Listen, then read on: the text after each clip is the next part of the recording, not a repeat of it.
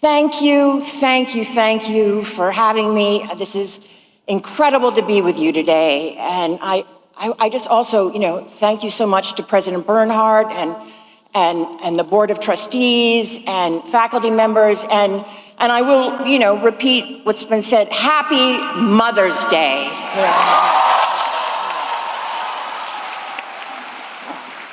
And there's very proud moms out there.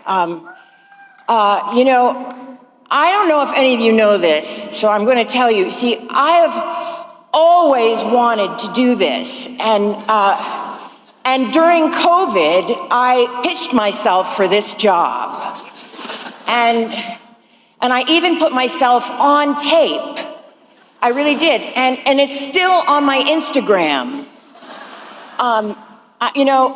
I did a speech in front of some scary looking dolls at my house. And I did it, this was during the very center, the scariest part of lockdown. And I ended up getting a note back, and they said, "We've decided to go in a different direction." I guess I just want to say, I guess it wasn't my year, But the second time was a charm, and now I'm here, I'm speaking with you, and I just want you to know that I'm excited that I'm speaking with, some very excited gay students.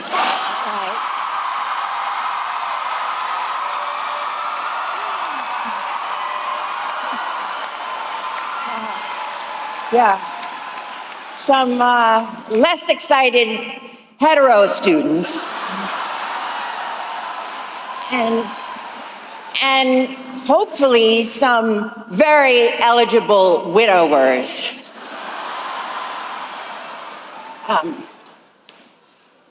I want you to know that I'm so grateful to be back on campus in the Agganis Arena, home of BU's men's hockey.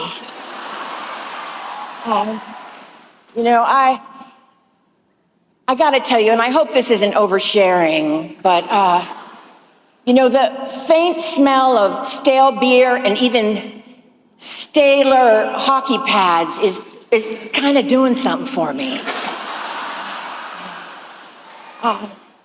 I want you all to know that I grew up just 40 miles down the road in Norwell, Massachusetts. I did, and if you had told the kids that I grew up with that I would once, one day, I would have this opportunity like this, they would have laughed in your face. And I'm being honest, and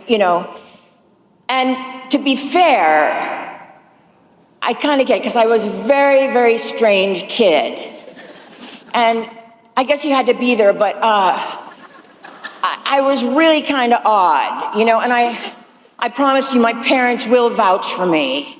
And to all the parents and caregivers in the audience that are worried about their kids succeeding, I just want to say, don't.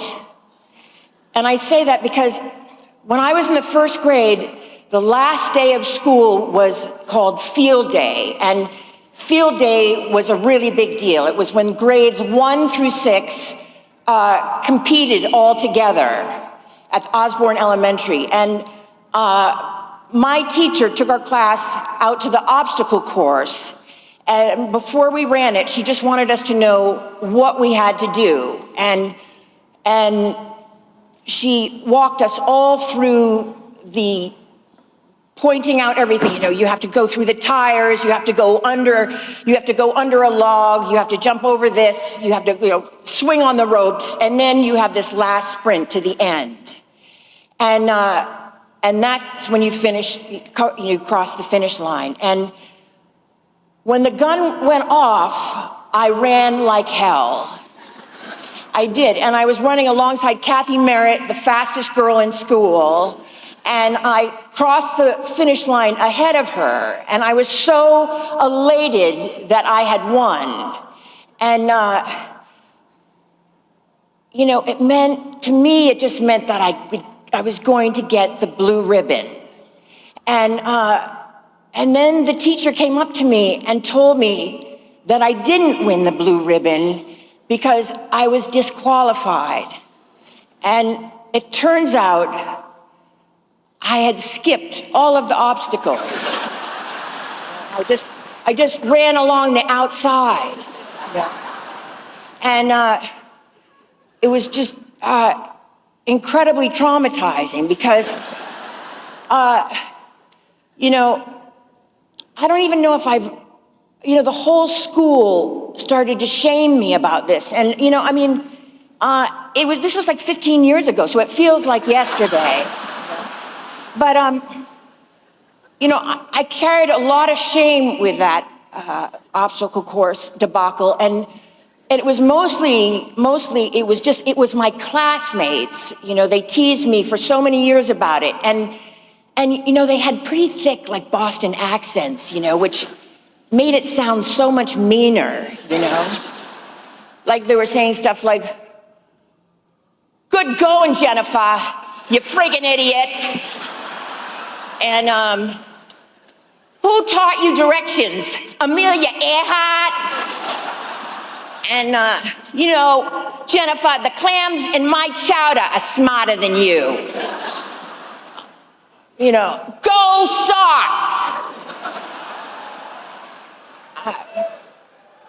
But you have to understand that I became completely paranoid as a little girl, and that I didn't understand.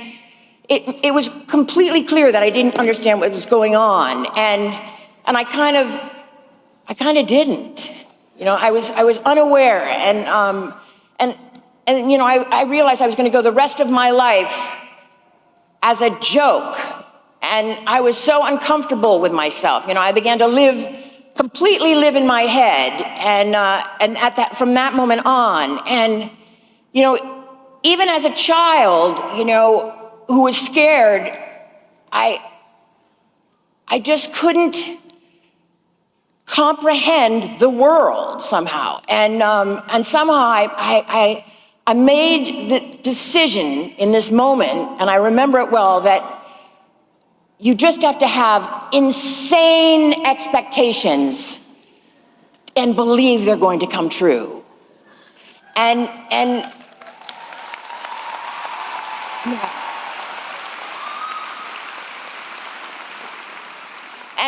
my mother had a magazine in the living room, and it had Grace Kelly on the cover, and inside there was a full photo spread of her, her lavish royal wedding, and a story about how she became the Queen of Monaco. And it was all in this moment that I realized that I wanted to be Queen of Monaco.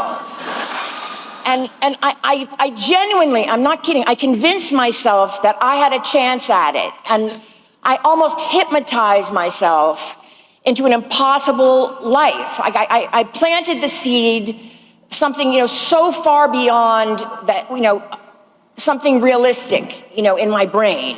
And I expected something great would really happen to me. And in retrospect, it was the one and only thing I really had going for me. And,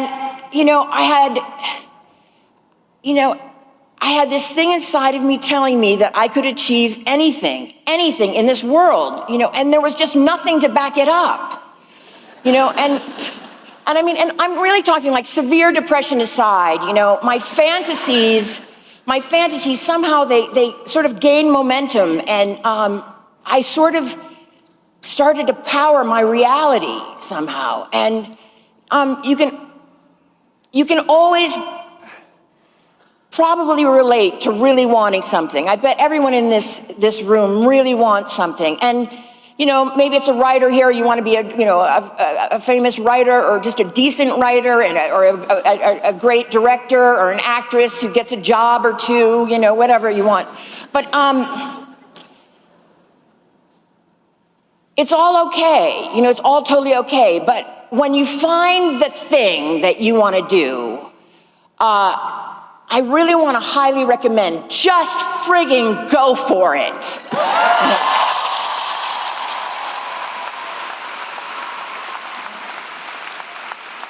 When you really have to psych yourself up into believing absurd possibilities, and you have to believe that they are not absurd. And, because, there's nothing foolish or accidental, there's nothing foolish, there's nothing accidental, about expecting, the seemingly,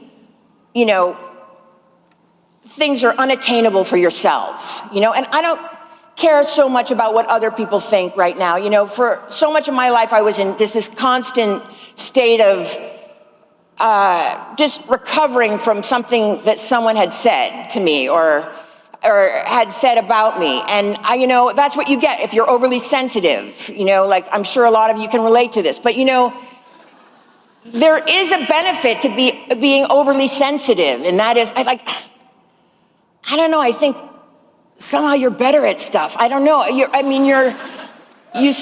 taking in, it's such a hard hit when people say stuff and you see, no one else is sort of reacting and you take it hard. But I swear to God, you pay for you benefit from the hit.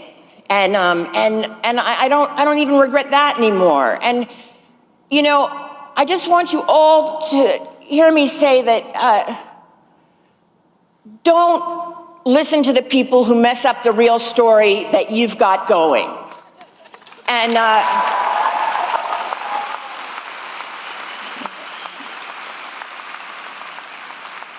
because Emerson has ignited these seemingly unattainable possibilities for you that now can be your reality. And it is your ability to convince yourself you really can make it, because you really have to be your own champion. And so this is my advice. And that really was my advice, the main part of my advice. But I do have one last little confession to make. And that was that, the story I told you about the obstacle course, it was just a metaphor. No, I'm joking. No. Wait, but before you turn to me, I want you to know, it really did happen. It really did. And it was super traumatizing, and but I've somehow lived through it, and I brought it up to all of you today, not to rehash old wounds or anything, but rather so I could tell you that, it really doesn't matter what anyone thinks or says. When it comes to the obstacle course of your life, you have to find your own path. And you can't perfectly plan it out from the beginning. And part of directing your life is just letting it unfold. So let it.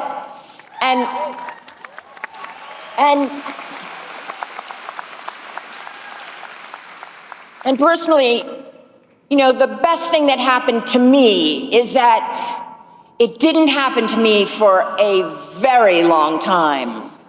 And it didn't happen, it just didn't happen early on. And I think that is what kept me going with my unrealistic belief in myself and what was possible. And despite all of the hideous rejection, it just went on.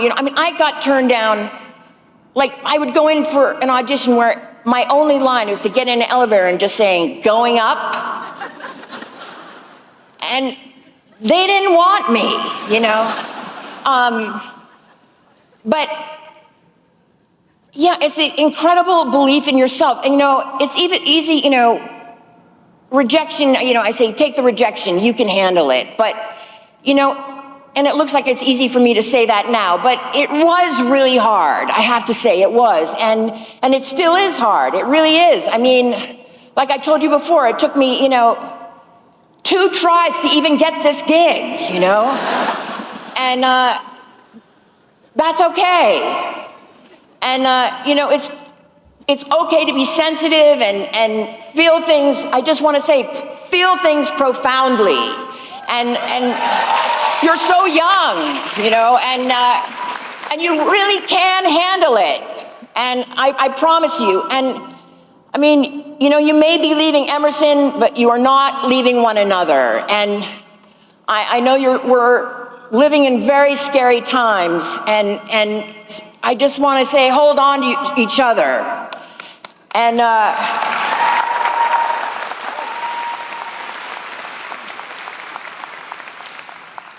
there are no great expectations to be realized without great people to realize with them. And I very strongly feel that way. I am so, I just can't, it's hard not to cry, but I'm so unbelievably proud of all of you. And I cannot wait to see, what's ahead for you.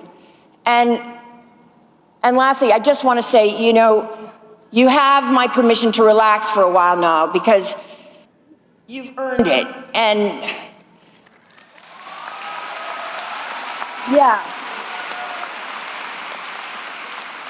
And so what I'm saying is, give yourself the weekend, or, maybe the summer until Labor Day. I mean, Labor Day, it's, basically Thanksgiving. And then after that, it's practically the holidays. So, you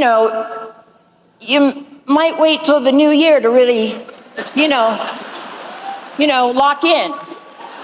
Yeah.